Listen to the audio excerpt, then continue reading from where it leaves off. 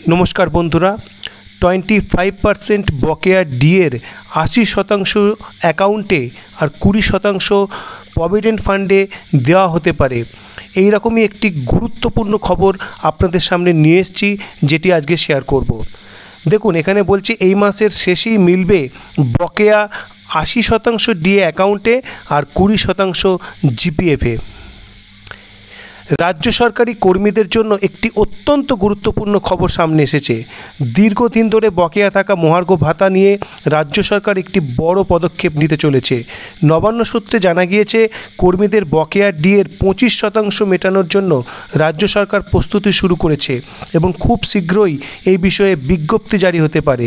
এই পদক্ষেপ নিঃসন্দেহে রাজ্যের লক্ষাধিক সরকারি কর্মী এবং পেনশনভোগীদের জন্য একটি বড় স্বস্তির খবর। সাম্প্রতিক সংবাদ সূত্র থেকে যে তথ্য জানা যাচ্ছে সেগুলি আলোচনা করা হচ্ছে। আর্থিক ব্যবস্থা এবং অর্থের উৎস। রাজ্য সরকারের কর্মীদের মোট বকেয়া ডিএর পরিমাণ প্রায় 40,000 কোটি টাকা। তার 25% অর্থাৎ প্রায় 10,000 কোটি টাকা রাজ্য সরকার মেটাতে চলেছে। এই বিপুল পরিমাণ অর্থ জোগাড় করার জন্য রাজ্য সরকার ইতিমধ্যেই প্রয়োজনীয় পদক্ষেপ নিয়েছে। জানা গিয়েছে যে রাজ্য সরকার রিজার্ভ ব্যাংক থেকে 4,000 কোটি টাকা এবং দীর্ঘমেয়াদী স্টেট গভর্নমেন্ট সিকিউরিটিজের মাধ্যমে আরও 4,000 কোটি টাকা জোগাড় করেছে।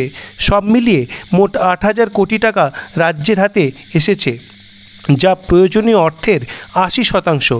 বাকি 2,000 কোটি টাকা জোগাড় করার জন্যও সরকার চেষ্টা চালাচ্ছে। মেটানোর পদ্ধতি।